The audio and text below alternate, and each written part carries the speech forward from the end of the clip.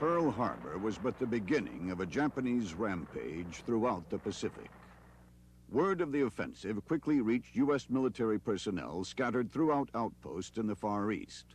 Lieutenant Ferdinand Burley, a young physician assigned to the Cavite Navy Yard in the Philippines, recalls his rude awakening.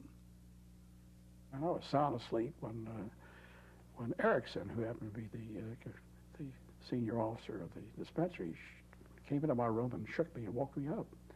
And he said, "Fred, I just heard the Japs have bombed Pearl Harbor." And I said, "Good. Now we can lick the sons of bitches." And I turned over and went to sleep.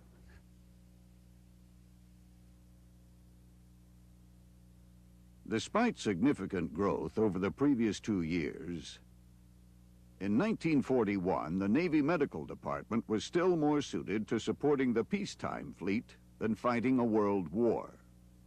Navy medicine had but 2 primary facilities in the Far East, one hospital on Guam and another in the Philippines.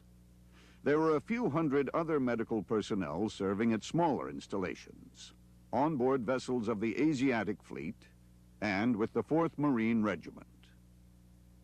Prior to World War II, a Far East assignment was often perceived as soft duty. Short working hours, outside recreation, and social concerns dominated the routine. In 1940, pharmacist mate First Class Wheeler Lipes was assigned to Canacao Naval Hospital near the Cavite Navy Base in the Philippines. Well, it's like being a millionaire. You live, the food's good, the climate's great, and our working hours were 8 in the morning until 11 in the morning. So, and even then, people were slipping off early. I mean, that's what tropical duty meant. But the pleasant tranquility of the tropics was shattered on December 7th, 1941. In one stroke, Japanese aircraft had inflicted terrible damage on our Pacific fleet. With nothing to stop their expanding empire, the enemy rolled through the Pacific, conquering at will. Guam fell quickly, and Wake surrendered after stiff but futile resistance. Hours after the attack on Pearl Harbor, war came to the Philippines, as Japanese bombers caught and destroyed American air power on the ground. 2 days later, the Navy Yard at Cavite became a target. The alarm went off about 12 o'clock. We were having our lunch. We'd already gone through our lunch, and I remember the dessert was apple pie. Never got to eat it. The alarm went off, and we just hurriedly went on down, took our stations. The next thing I knew, they had, looking back to my left, here was this formation of planes coming directly toward us over the yard. And then I ran down into the paint locker, and I said, "They're coming." And just about after I got the words out of my mouth, the bombs hit. And I mean, they really hit. That place was hit, a direct hit. The casualties there were tremendous. They had triage set up, and I was placed on one of the wards to triage these different individuals, and all of us were working. And finally, I heard they needed help up in the operating room, and I asked permission to go up there and join the operating room, which I did. I went up there, and casualties were just lying as you climbed up the stairs to go to the 3rd floor. As I remember, the operating room was on the 3rd floor, lined up all the way. I mean, people laying there. And God, we worked until about 2 o'clock in the morning. It was amazing. The nurses would just take the equipment and sterilize it, bring it back, everything wet. And one casualty after another, they just kept going until ready to drop to about 2 o'clock in the morning. I was bloody from my gown, the clothes I had on, to my skin. And when we finally stopped that night, the rest of the night I slept underneath the hospital in the dirt, in the ground there. And the next morning I tried to clean myself up as best I could. Japanese troops landed on Philippine beaches a few days before Christmas 1941 and swept aside the ill-equipped Americans and Filipinos. The battered defenders quickly retreated to makeshift positions on the Bataan Peninsula. Exhausted and desperately short of weapons, ammunition, and food, they continued to fight on. Meanwhile, medical treatment lagged as supplies ran out. The lack of quinine was critical. This drug was the treatment for malaria, and without it, many men came down with the disease. Nearly everyone suffered debilitating weakness from dysentery. Overwhelmed, Bataan's 75,000 defenders finally surrendered in April 1942. But out in Manila Bay, the island fortress of Corregidor still remained defiant. After a month of heavy bombardment and finally landings by Japanese forces, Corregidor surrendered on May 6th. American power in the Far East had been extinguished. Went on down to my main small little hole in the side there that I'd made as my battle dressing. I hung up a great big flag and stood there and waited. Of course, we could hear firing and things going on all around. And finally, the word came down to destroy your equipment and come on back. And I guess that's about the closest I ever came to crying. Maybe I did cry a little bit. We got ourselves a white sheet, and we marched then down the road towards the little tunnel to the bottom side. And when we got just about the bottom side, we met our first Japs. And of course, they came up right away looking for rings, for wristwatches, anything they could take. And fortunately, I'd hidden the ring that I had and the watch I had in my socks, so I had nothing that they could take. When we got to the tunnel area there, I remember I had my Red Cross Bazaar on. The guy with his bayonet motioned me that way to go to the hospital. I said, no, I want to go with my group. No, again, that rifle in your belly. And he sent me to the hospital. So I left the group of Marines I was with. They, in turn, were sent down to 92nd Garage area, where they congregated about 10,000 POWs down there. And later on, I was able, a day or two later, I was able to go down there and help set up an aid station. And it was something to see, because they had one little faucet that gave water out, and there was a line there all day just getting water. We set up this first aid station. We had anything to work with except arginol, which is a form of silver preparation that you use for irrigations. And when people would come with ulcers, whatnot, we just painted them with arginol. If you had diarrhea, there's not much you could do about it. Although some 10,000 surrendered at Corregidor, thousands of captured Americans and Filipinos had already died on the infamous Bataan Death March. Those who survived Japanese brutality and neglect would now face another horror: Japanese prison camps. Navy Medical Department historian Jan Herman offers some perspective on the POW experience. It's not surprising the Japanese treated their prisoners so miserably. In Japanese culture, the highest loyalty a warrior could display was to die for one's emperor. The soldier that surrendered, therefore, was beneath contempt. If you understand this, it's easy to begin to understand what awaited the prisoners in these camps. Atrocities, forced labor, starvation, and boredom were the norm in Japanese POW camps throughout the Far East. Malnutrition was a way of life in these camps. I should point out that the Japanese had a very difficult time feeding their own soldiers. So whatever little food was left over filtered down to the POWs, and that wasn't very much. We would get a kind of gruel. They'd make a watery gruel or soup out of rice or barley or millet.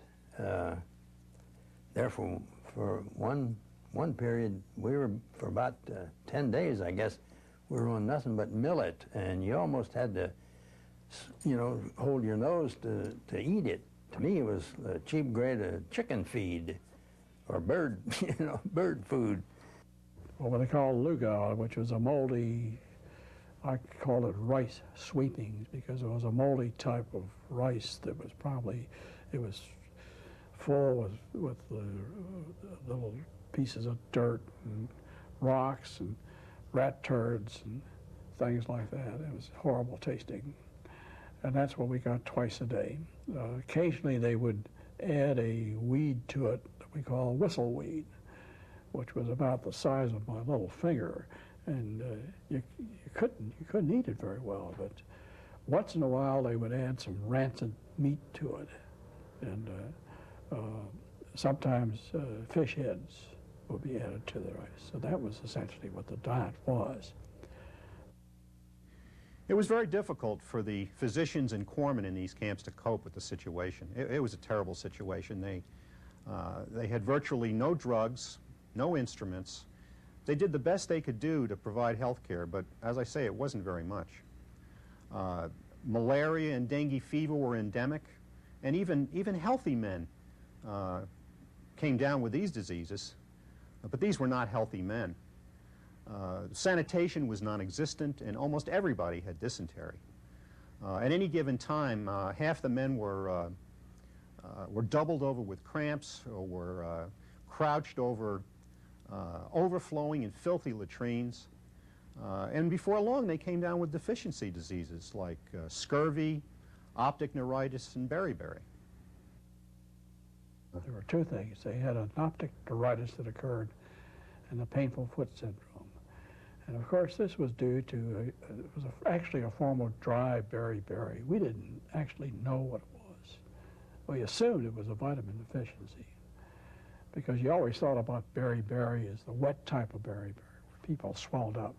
This was different. And the individuals that developed this painful foot syndrome, it was just constantly with them all the time. They never were relieved from it. They put their feet in cold water, anything they could do. They sat around with massaging their feet.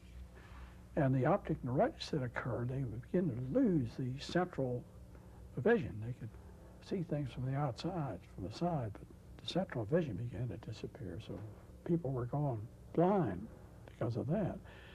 And unfortunately, anybody that might have developed diarrhea or some sort of a sickness at the start never fully recovered, because of the diet we had. They couldn't eat it, so they went down. They had a lot of beriberi, and they had this, they called it the dry beriberi, which their feet and hands would tingle like they were going to sleep. Same sensation, like burning. And poor guys, in the wintertime, the only relief they could get was if they could get a bucket, they'd get some water, and the water would cool their feet a little bit, and they'd put their feet in there, and then it felt so good they'd fall asleep. And then if they stayed there at night, the water would freeze, and then they got frostbitten. We had one kid, a Scotchman from, he was a Royal Scots Regiment from Hong Kong, and he had both his feet were gone because they got frostbitten, and then they flaked off, and they just, and kept flaking off, bone and muscle and everything. We had no medicine to speak of. There was, once in a while they'd get what they called tiki, which was some kind of molasses-looking stuff, and it's supposed to have been made from rice husk, where they'd cooked it, and with syrup, I guess, or with sugar, and it was supposed to have some vitamin B1. And that was about the only source of B1 we had, and we found that was very good for beriberi, the treatment of beriberi. If we could get a hold of vitamin B1, you didn't get beriberi. By June 1942, the Japanese still held over 50,000 prisoners, 20,000 of whom were Americans. Crammed into a few camps, they suffered from a devastating lack of food, water, and sanitation, while enduring constant beatings and executions. The worst experience was at Camp O'Donnell, where at least 15,000 POWs perished during the first few weeks of captivity. Most Navy personnel, however, were held in other camps, especially Cabanatuan and Bilibid. The Spanish built Bilibid in 1865, but by the eve of World War II, Philippine authorities had deemed this hellhole totally unfit for human habitation. It had massive 20-foot-high walls that contained concrete cell blocks that radiated outward like spokes of a giant wheel. It was designed originally to hold about 4,000 prisoners, but the Japanese jammed 12,000 into this little place. Bilibid was a jarring sight filled with a terrible mess of humanity, filthy, stinking humanity, unwashed and feverish and sick. It was a terrible place. I would say hundreds of Allied prisoners died there and were buried in a cemetery plot behind a back wall. The Japanese also used Bilibid as a way station for transporting prisoners for work details. They also brought grievously ill prisoners there from other camps to be treated in the prison hospital. Well, time they'd have them in, they couldn't even stand up.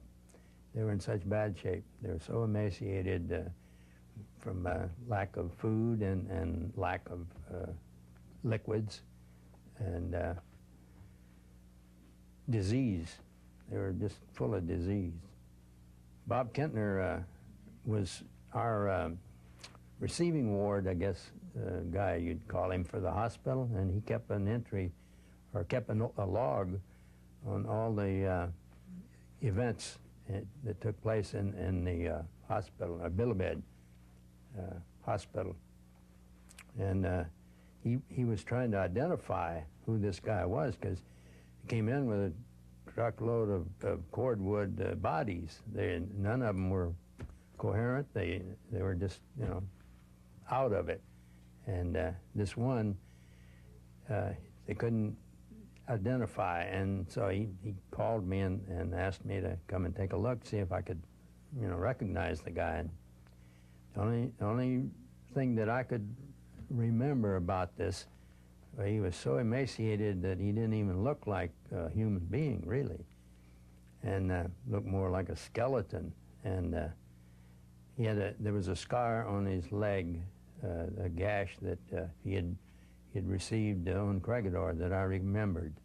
And in fact, I'd changed the bandage a couple of times for him.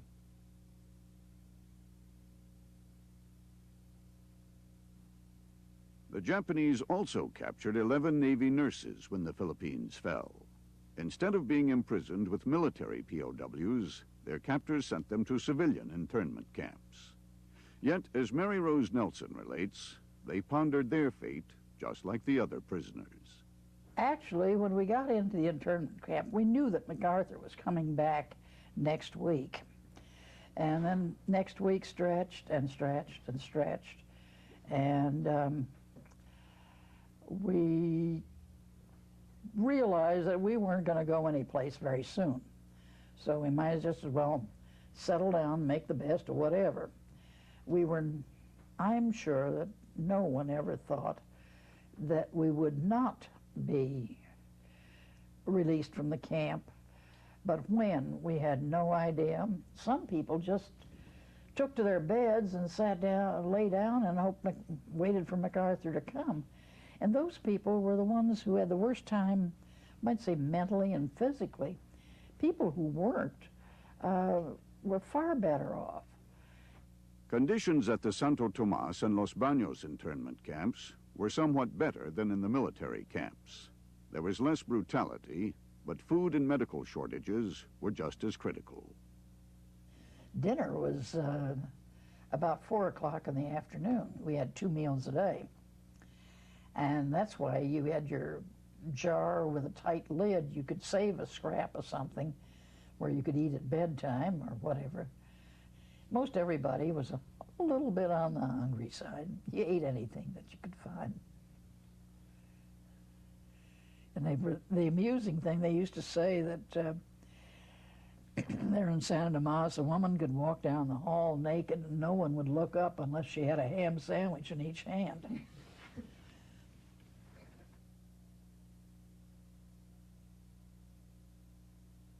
Hospital apprentice Alfred Daniels had been captured on Guam just days after the Pearl Harbor attack. He was one of the first POWs to arrive in Japan in January 1942. There, he and his fellow POWs discovered frigid cold weather. We just had our tropical clothes on, and there was a lot of colds, flu, viral infections or whatever, and we had a few deaths there right at the beginning. No windows, everything was cold. There's no such thing as heat. Had smudge pots if you could get around one.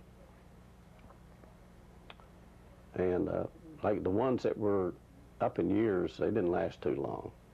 I mean, a lot of them contacted, you know, diseases, whatever, mostly like pneumonia, and they couldn't, they just couldn't fight it off. They just didn't have any fighting power.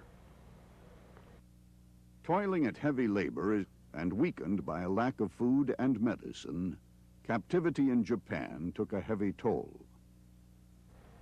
Then they formed working parties. The enlisted people were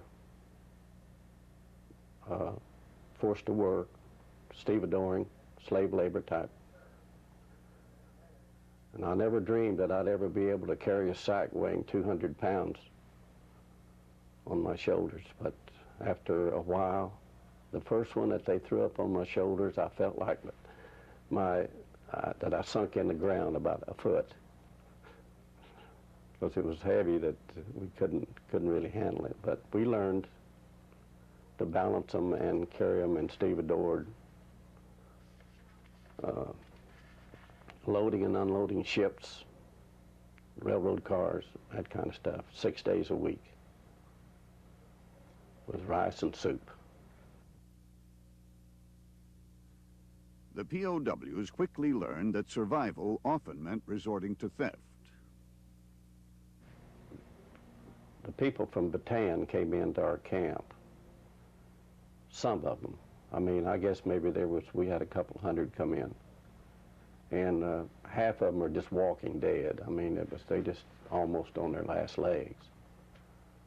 And the word got out that they needed more food for the sick.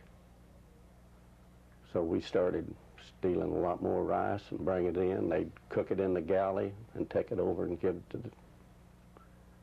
to the sickest people that was there. This was an all-out effort. I mean, I'm not just talking about me, but I'm talking about every man on the working party. You worked at different places usually every day. And if they caught you stealing, you put your life on the line. And they would pound on you and beat on you, and I don't know where any of them was ever killed or not, but probably pretty close to dying before they got through with you. But that didn't stop you.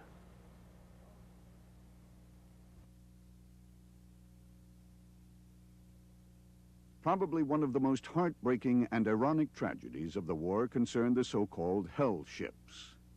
When American troops invaded the Philippines in late 1944, the Japanese packed cargo ships with Allied prisoners for shipment to Japan to be used as slave laborers.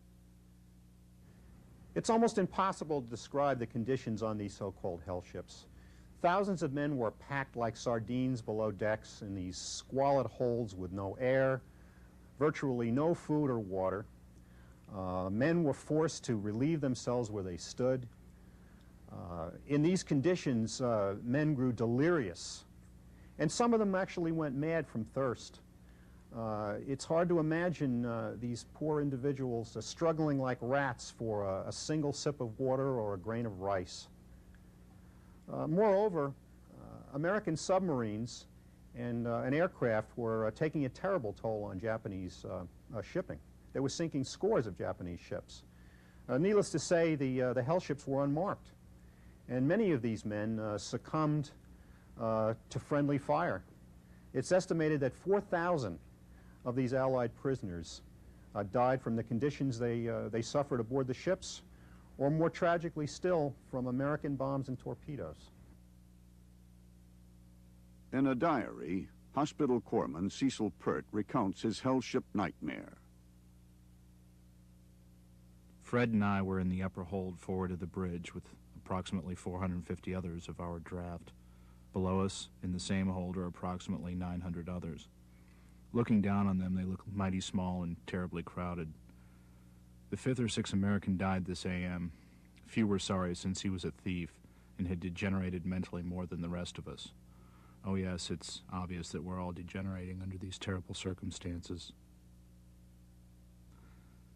A most uncomfortable night spent trying to sleep on the cold steel deck of the hold we were in. Men lay as close together as possible for warmth. Fred and I joined a group of other pharmacist mates, and we all slept huddled together. When it got too cold for sleeping, we would take turns rubbing one another briskly, stimulating the circulation. We assumed from the action aboard ship, firing of anti-aircraft guns and shouting above deck, that a submarine attack or scare had occurred. Naturally, we all felt somewhat nervous, but once we realized there wasn't anything we could do, we began talking about food and other subjects.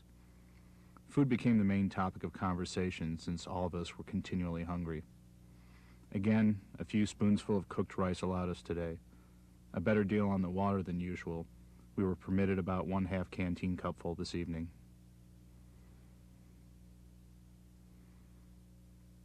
The prisoners of war who arrived in Japan from the Philippines in late 1944 and early 45 descended into a deeper hell.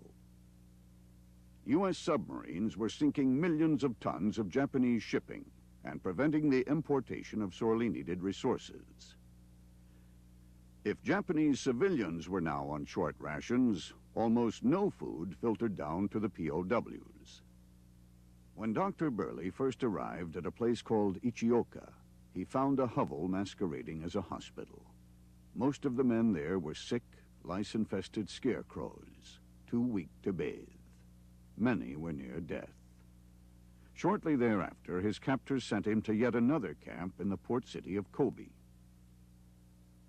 This became an interesting place because it became a publicity stunt for them.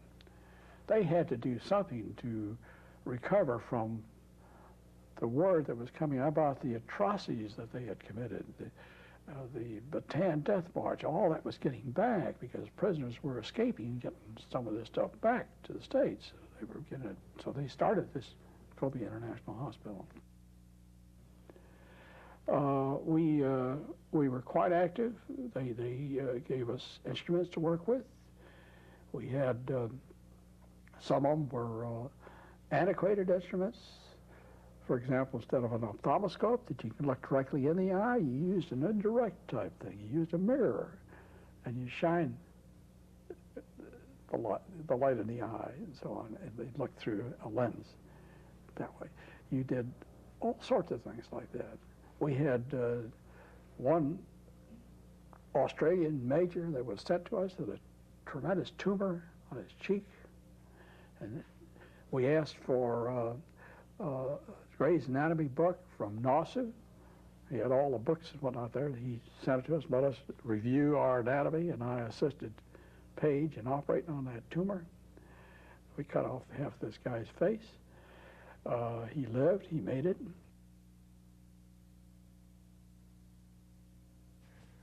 In February 1945, the strategic bombing campaign against Japan shifted to incendiary raids. B-29s based in the Marianas firebombed most Japanese cities. The return of U.S. air power was graphic evidence, even to the prisoners, that the war was going badly for Japan. At the POW camp in the hills above the city, Dr. Burley witnessed Kobe's progressive destruction. We had to build the Japs a shelter, and then we'd build another shelter to put our dry goods in, sacks of barley and stuff like that, medicines and so on. Japs would run into their holes. We'd stand there and cheer the bombers.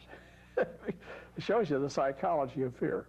I mean, those are our friends. They're not going to hurt us. But the Japs, they were going to hurt them, so they were going to the shelter. We were just standing there cheering them on. Hey, boy, come on. It's crazy, but that's true. That's the way it is. Despite their initial glee at seeing American bombers, the prisoners soon discovered they too were in the line of fire. Bombs began dropping in their camp. Pharmacist mate second class Ernest Irvin recalls, all of a sudden I heard this cracking noise like a beam had split or something. And then this guy comes running through the hospital ward there, his whole rear end on fire, blazing. Kid by the name of Chapman. He was a British, he worked at the Royal Dockyard. He was a dockyard policeman in Hong Kong. And he was running like a wild animal, and I said, hey, stop, you know, and he wouldn't. So I tackled him, wrestled him to the ground, and held him down on his back till I put the fire out, see.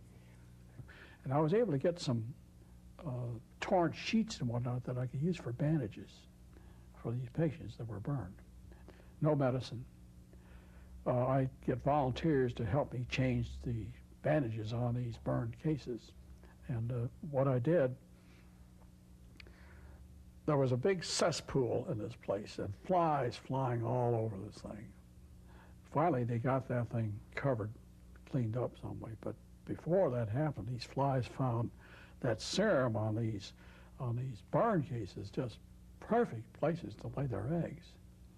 Consequently, when you took the dressings off, the flesh was just covered with maggots, just covered with maggots. And what a horrible sight to see. It's just some of these wounds covered with maggots. But when you got the maggots off, the flesh was beautifully clean, not infected. No, those maggots did a job better than any surgeon could do. even as the noose around Japan grew tighter and liberation seemed more likely, suddenly the American prisoners faced a new anxiety. Hospital apprentice Alfred Daniels recalls the dramatic speech a Japanese general gave in the summer of 1945. He said that under the Geneva Convention, that they had the right to shoot us rather than to be recaptured by your own forces. Our forces, as you know, had captured Iwo Jima, and they were getting ready to land in the southern island of Kyushu, and he said, when they land, that you will die. So we looked that up, and we got back. We never could find that in the Geneva Convention anywhere. That you killed your prisoners of war. Never did see that. On August 14th, 1945, following the 2 nuclear bombs, Japan accepted Allied surrender terms. In camps throughout Japan and the Far East, the end of the war came suddenly and without warning. They had all of us who were able to walk assemble outside of this building, and Dr. Ohashi had us there at attention, and he told us what happened. He said, I'll never forget those words. He said, the war is now over. And we thought, hey, that's great, you know. And he said, there are 3 reasons. He said, number 1, he said, the emperor has ordered all countries to cease fighting. Well, we kind of snickered at that, you know, sure, he's ordering. And number 2, he said, the Americans have invented some kind of atomic bomb. Well, we didn't know anything about that. And he said, number 3, we have no more Navy. Well, then we really blasted out. That was great. We have no more Navy. It's estimated the Japanese held about 25,000 American prisoners of war. You know, in a world war when we reckon death in millions, it's very easy for people to forget what these people suffered, these tragic victims suffered, the POWs. We really should never allow history to forget what they suffered. Over a third of these men never came home. And for the survivors, the memories of these horrible times will linger probably till their dying days.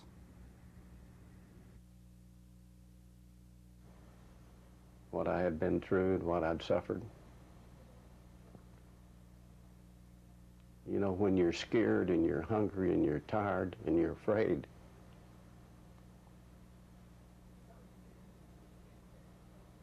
for 4 years, almost 4 years. That's a pretty tough deal.